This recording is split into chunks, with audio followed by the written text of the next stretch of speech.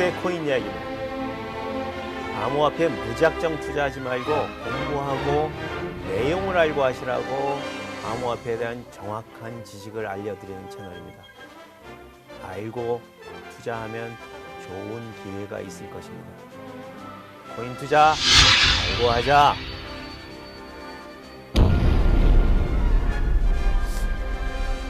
오늘은 왜 우리는 화폐의 속성에 대해서 알아야 할까에 대해서 설명드리겠습니다.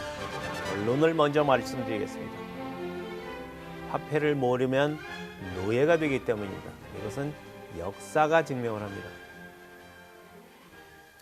여러분들, 미국 인구의 15%가 흑인이에요. 이분들은 과거 선조들이 노예로 팔려간 아픈 역사가 있는데요. 아직도 대부분의 흑인들은 미국의 하층민으로 살고 있습니다. 근데 여러분들, 이분들 조상들이 팔려갈 때 어떤 가게에 팔려갔는지 아시나요?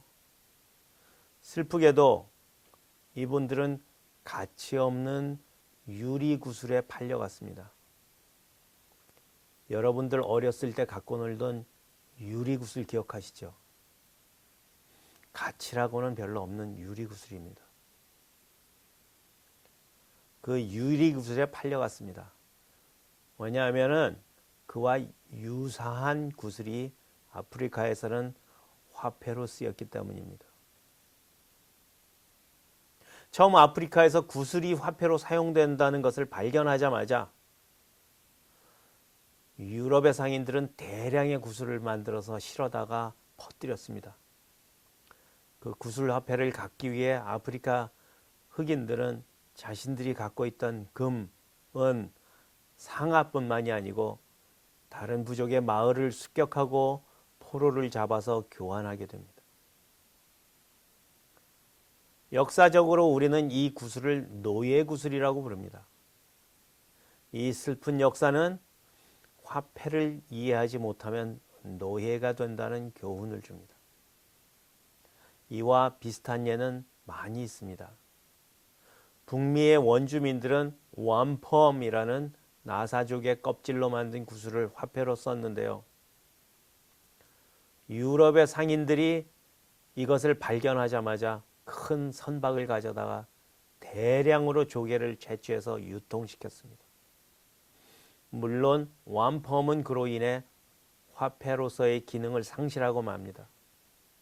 그러나 그것은 미국 인디언들이 고스란히 피해를 보고 난 다음이었습니다. 자, 우리 민족은 어땠을까요? 우리 민족도 화폐의 원리를 안타깝게도 이해하지 못한 민족 중에 하나였습니다. 과거 전 세계의 기축통화가 금, 은, 동 같은 것들이었는데요. 그 중에 은이 가장 중요했습니다. 그런데 조선 시대를 통틀어서 금과 은을 채굴하는 것은 불법이었어요.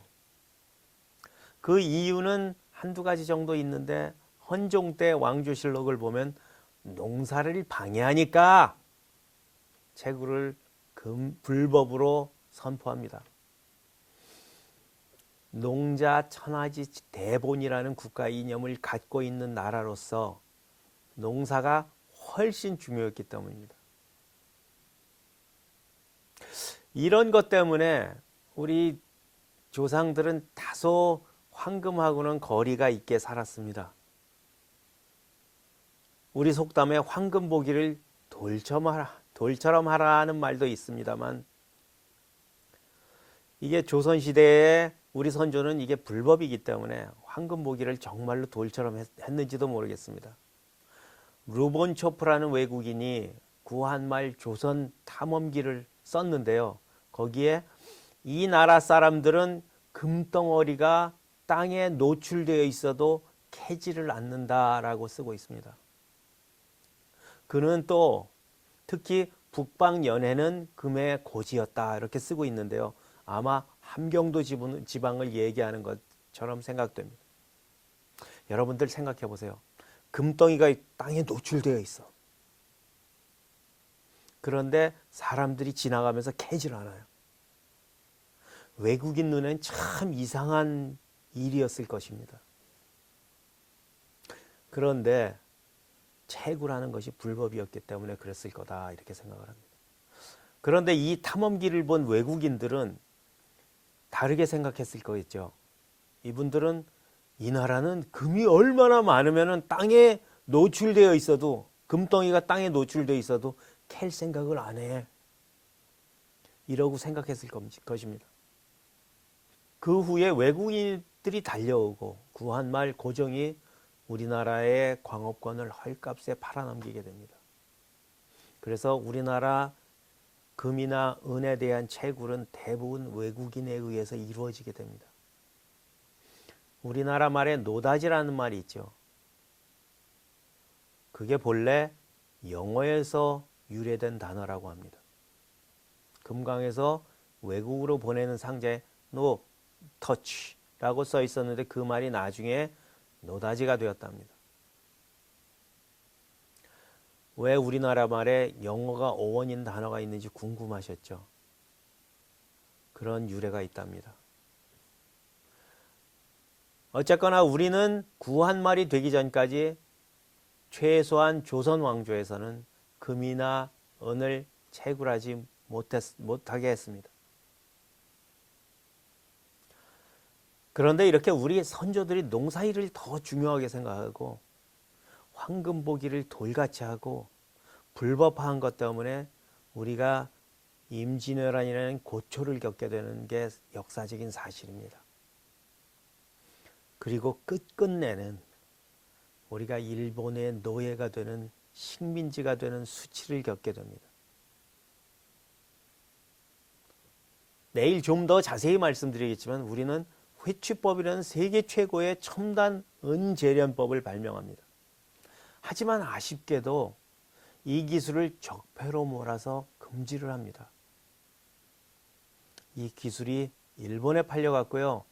이 기술을 이용해서 일본은 임진왜란 전후 전 세계 은 생산량의 3분의 1을 생산합니다. 그냥 세계 전체의 조폐공사가 된 것이죠. 이에 대한 자세한 이야기는 다음 강의에서 하겠지만 이것이 우리나라의 발목을 잡는 계기가 됩니다. 다시 한번 강조합니다. 화폐 기술을 모르면 노예가 됩니다.